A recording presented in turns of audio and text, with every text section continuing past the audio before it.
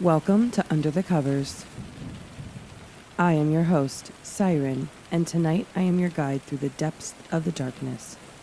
Pour yourself a drink, do some gardening, and curl up under the covers as we surrender into the abyss.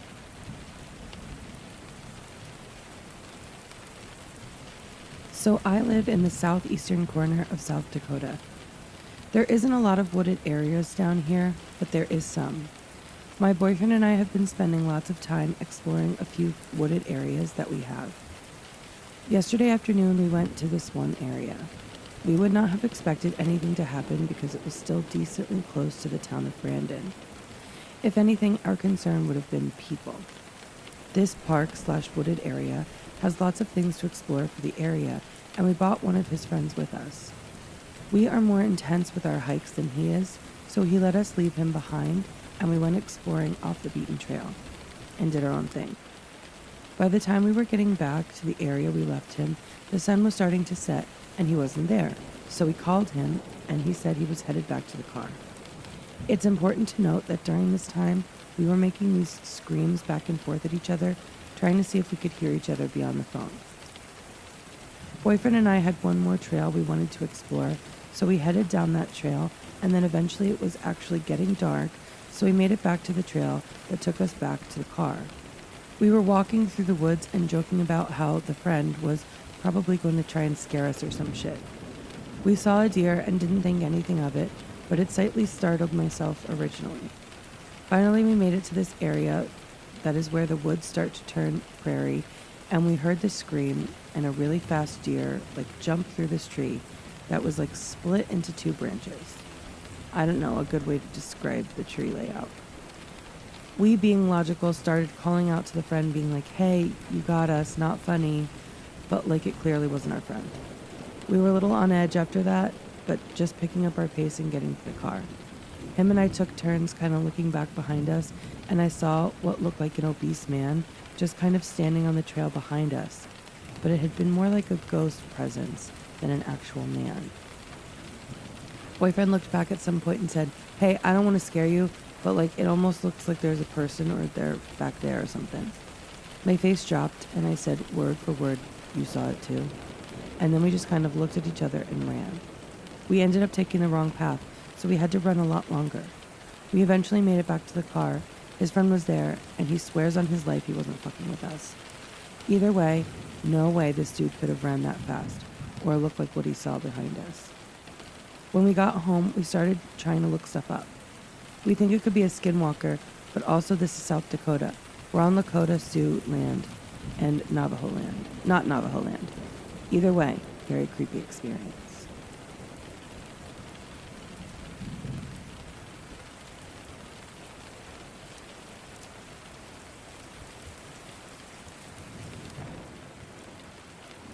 I will follow you into the dark. I'm a 29-year-old man from the Philippines, and even though this incident occurred back in 2013, over a decade ago, I still find myself haunted by it every time I return to my hometown. At the time, I was just an 18-year-old college student. It was the night of our department socialization party, which had wrapped up around midnight. As the only one among my friends with a car, I had always taken on the role of designated driver. After driving my friends off at their homes, I was parking in my usual spot, just a few houses away from my own, due to the limited parking in our area. As I was about to exit the car, I noticed a girl standing near the entrance of the alleyway leading to my house and several others, wearing a shirt with our department's logo. I assumed she had just walked back from the party. In front of her, a man in his late 20s, clad in a hoodie, stood ominously, seemingly blocking her path. The girl locked eyes with me, and I immediately recognized her expression. It was a silent plea for help. Instinct kicked in. I grabbed my bag and stepped out of the car. The man, noticing my presence, began to walk into the alleyway. When I reached the girl, he had vanished from sight. It felt as though whatever threatening situation had occurred moments before was over, and I was tempted to walk away. But then I caught sight of the strange man again. He was leaning against the wall of a nearby house, his gaze fixed on me. A chill ran down my spine, and then the girl called out from behind me. Her voice trembled with fear. and I saw her approach, visibly shaken. "Can you walk with me to my apartment at the end of the alleyway?" she asked, explaining that the man had silently blocked her way. I glanced back at the man. He appeared intoxicated, perhaps drunk or on drugs. We began to walk, our breaths shallow as we passed him. After putting some distance between us, I glanced back. To my horror, he was following us. We had already passed my house at that point, but I couldn't leave this girl to face him alone. As fear coursed through me, she suddenly broke into a full sprint, and I had no choice but to keep pace with her. We reached the gate to her apartment, and she hastily swung it open, slamming it shut behind us. And we then dashed into the building, where a second gate stood, this one smaller, likely designed to keep pets from escaping. She opened it, and we slipped through just as the sound of the man approaching the first gate reached our ears. We bolted up the stairs, making our way to the third floor. Breathless, the girl knocked urgently but softly at her apartment door. After what felt like an eternity, it swung open, revealing her friends, a guy and a girl around her age. They looked bewildered, but quickly locked the door behind us and led us into the bedroom. They turned off the lights, and we just sat there silently with our hearts pounding. The girl broke down in tears, recounting the terrifying events to her friends. She revealed that the man had been following her for 10 to 15 minutes, and she expressed relief at having seen me. Unsure of what to do next, I called my aunt, who was staying at our house that night. Thankfully, she answered swiftly. I urged her to call the police. At this time, we could now hear the man pacing around the apartment, seemingly looking for us. He was mumbling something we couldn't hear from the other side of the door. A few minutes later, my phone rang with an unknown number. It was my uncle, a policeman, reassuring me that the help was on the way. What felt like hours dragged on, and eventually the police arrived. My uncle instructed me, via phone, to come downstairs and recount the ordeal to the officers. They informed us that they had seen the man wandering around the gate and eventually into the far end of the alleyway. Once the police had finished their inquiries, they allowed me to go home. I recounted the entire story to my aunt, who urged me to get some rest. Despite my exhaustion, sleep eluded me, and my mind raced with thoughts of the strange man. What if he had caught up with us, armed with a knife or some weapon?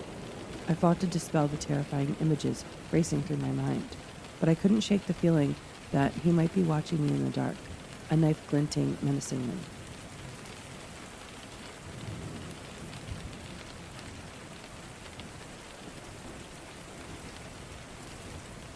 I am afraid of roads at 21 from an encounter 8+ years ago. So as the title says, I'm 21. Not sure if gender matters, but I am a female. Now this might sound maybe a tad bit overdramatic, since it's been years since this incident has happened that caused this fear, but I just want to get it off my chest as someone who doesn't really talk about it. I personally find this encounter super creepy, especially getting older and being able to look back on it. I've learned a lot from it, so maybe posting what happened could either guide others to stay alert, or it could happen to them, or know the signs. I live in rural Ohio, so there's not much that goes on here. We don't live in the best area either, with lots of druggies, pedos. Just if you have kids, you really shouldn't live around here. Basically, when I was younger, we really didn't worry much about anything happening to us or questionable things due to the fact that our family is known in this area. My grandpa was known as a cop for many years and was extremely respected, and people knew he would fight over us. So nobody really messed with us. We also lived around multiple other children our age. It wasn't uncommon to let your kids run around by themselves before nighttime because our neighborhood essentially relied on each other and the other kids to keep away and others safe, and it worked for the most part. We knew what people to stay away from, and we knew that they knew to stay away from us as well. When I was in middle school, the bus ran at 7 a.m., and we would have to be at the end of our long driveway by 7 a.m. to catch the bus on time. And this happened during winter, and our bus tended to be late sometimes, and it would reach us around 7:05, 7:15 the latest. But we made sure to be out at 7 a.m. just in case they were on time. It was me and my two cousins. One was 4 years younger than me, and the other was a year older, but we were in the same grade. The road is straight where our driveway is, so cars come by multiple times, and you would be able to see if a car was slowing down and such, and they'd be able to see us as well. They were always told to not stand by the end of the driveway and always to keep a distance. So if a drunk driver or whatever happened to swerve, we would all be okay for the most part. We were at the age where me and my cousin, who was in the same grade as me, essentially babysat the younger cousin, and we didn't have any adult accompanying us at the end of the driveway anymore. It was super cold that day and the sun was just coming up, and we were annoyed because the bus was late while waiting in the cold. I noticed a car was coming, and again, this happened all the time, so it wasn't like I was checking it out or anything. I just noticed it and went back to listening to music on my phone. I hear a loud brake sound, so I look up, and the car is in front of us on our driveway, now fully stopped. The man in the car is waving his hands towards us to signal us to come closer, and to him, of course. I refused and was frozen in my spot because this never happened before. He could tell we were obviously shaken back, and by this time he said he worked for the school, and he was lost, and he just got hired. He named a school that was an hour away. Remind you, it's past 7 a.m. at this point, and I immediately knew he was lying. It didn't make sense to me why he would be lost at a job he said he already got, plus it being this late, I don't think he would already be at the school. No way he would be lost to the point he's an hour away from the district and signaling children to his car, and the way he did it as if a teacher wouldn't do it at all. It also made no sense to me logically how he would be lost from a job he obviously had to go to get hired in. This was before Zoom and all those things, I'm pretty sure. I immediately said I'm going to get an adult, and he clearly panicked and said it wasn't necessary, that he just wanted us to get closer and show him where to go. I pointed straight. I truly don't know the direction to the district, but it was not my main focus, honestly. I told him to go straight, and he ignored me. My little cousin was moving towards his car, and I grabbed him by his hair and kept him by me. I refused to let go of his head. I'm shaking, and I'm trying not to show I'm scared because I don't know what's going to happen. The driveway is a long one, and well, I don't really feel safe turning back on him. I have my other hand on my phone, and I'm shaking, so I'm struggling with the gloves, but I'm able to call my mom, and thank God she answers. She usually would ignore my calls and be on the phone with her boyfriend. The guy gets out of the car, and when he sees I'm on the phone with someone, and I start immediately sobbing and telling my mom there's a man out there, and I think he's gonna hurt us. She comes running out, and the second she gets closer and he sees her, he bolts back to his car and dashes away. A car that was around the corner on the road also dashes away as well. Now looking back, it's even more scary, since if it was just someone who needed to get past said car was in the middle of the road by our driveway, they would have just either honked or gone the other lane to pass them. So they definitely also saw the entire thing and didn't get out of their car to help us or anything.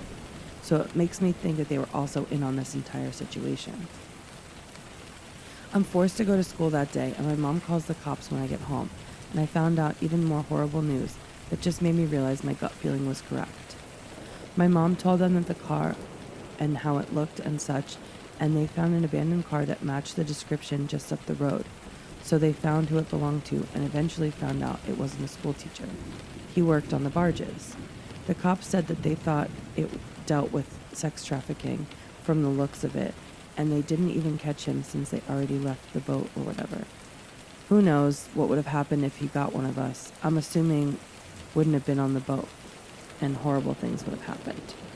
It still pisses me off that he was never caught, and possibly other kids are victims of his. It's truly terrifying, and to this day I refuse to go near the road. I still have reoccurring nightmares of it. I'm always on alert now, too, which I most definitely should have been more alert back then, but I was just a kid and clearly didn't realize how it would have affected me in real time. Uneasy encounter with young couple on the countryside in Sweden. My brother and I was driving between two medium-sized cities late one night a couple weeks ago. We live in Sweden, so it was pitch black. On this stretch of the road, there is nothing but forest, and at this time of night, the road is still pretty empty. It's kind of narrow, without any space on either side. It has low railings along the sides, and behind them are high fences to prevent wildlife. Suddenly, we see a person on the inside of the railing in our headlights, 10 meters from in front of the car. My brother was driving over 80 kilometers, so he didn't have a chance to make a maneuver. We drove by the person no more than half a meter in full speed. We were shocked. After a few seconds, we both wondered what the hell that was. It happened so fast, but we agreed that it was a young woman dressed in black who was leaning/sitting in a strange way against the railing.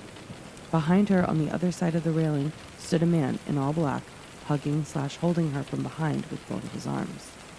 Behind him was a high fence, so how did they even get there? There were no cars nearby, and there wasn't even anybody to stop with a car. After a minute, we decided to call the police. They asked us to turn around and see if we were still there, but when we went back, unfortunately, they were gone. The police came and started searching with headlights as we continued driving home. My brother and I were shaken, and this still haunts me. What was the deal with these people? Did the guy hold the girl so she wouldn't run out in front of our car? Did the woman try and escape from the man? The only possible way forward for them was into the forest, without lamps in the cold, far away from any houses. In retrospect, it's easy to be wise, and of course, we should have stopped at once. This happened fairly recently. I was trying to get a train to the city for a night of drinking with some friends. Unfortunately, the trains weren't running to the city center that day for some reason, so they had a replacement bus service instead. So off I toddled looking for where they'd hidden the replacement buses in the train station. After a while, it seemed like I was on the right track. Just as I found a very promising corridor, I heard running footsteps coming from behind me. I glanced round to find an Arabic man sprinting to a stop beside me. I know he was Arabic because he tried to offer to teach me Arabic while I was trapped with him later on. He asked me if I knew where the replacement bus service was. I replied that I was probably just as lost as he was, and I was trying to find it myself. I thought that would be the end of our interaction, but he continued walking beside me. Fair enough, I thought. We're both looking for the same thing, so maybe he thinks we stand a better chance of finding it together. I wish I'd turned around and darted into the bathroom or something. It turned out that the corridor did lead to the replacement bus, and the driver was standing outside the doors. He assured us we had plenty of time and we were the first ones here. He opened the doors to let us in, and the bus was completely empty. I decided to take a random seat in the middle and huddled up next to the window, ready to put my headphones on. And where does this guy choose to sit? Completely empty bus, right next to me, trapping me in the middle of the road. I thought it was just a little weird at the time, but figured no harm would come of it. He asked me why I'm headed to the city center. I tell him I'm meeting friends there for a girls' night out, and then very pointedly put my headphones on and started finding a good song to listen to. He insists he should join us, but I tell him it's a girls only, and I don't really know him. He answered that we could get to know each other and he'll buy me a drink. I tell him, no thanks, I just want to see my friends today. The bus has gotten moving at this point, and there are a few others on board. From there, he proceeds to badger me with questions, all of which I ignore or give one-word answers to. After a bunch of them, my replies become variations of, I just want to listen to my music now, and I'm not interested in talking, sorry. He starts complimenting my body, telling me he thinks I'm beautiful, and repeating over and over, I really like you. My only responses now are, leave me alone, every so often, and I'm visibly shrinking away from him as he's leaning closer. The bus driver doesn't seem to know where he's going for his next stop, and the city center is ages away. I'm trapped in the seat and really starting to panic. He starts stepping up to I love yous and leans right into me, making kissing sounds with his lips. That was the moment my hero intervened. It was a man around my age sitting a few seats back. I'll quote what I can remember of the conversation. Hero. Excuse me, mate. She's asked you multiple times to leave her alone. Creep, through gritted teeth. Fuck off. Hero. You need to move away from her. You're clearly bothering her. Creep. Mind your own business. We're fine. Hero. To me.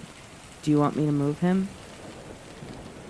Me, practically pinched against the window, pretty scared. Yeah. Creep. Gets up and storms up to the man. Do you want to fight? Do you want to fucking go right now? Hero. Nah, I'd rather you control yourself and leave her alone.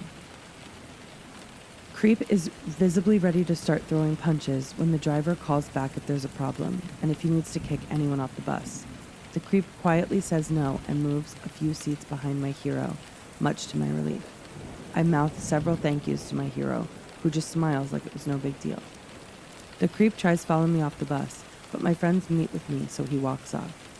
I'm so glad my hero intervened when he did.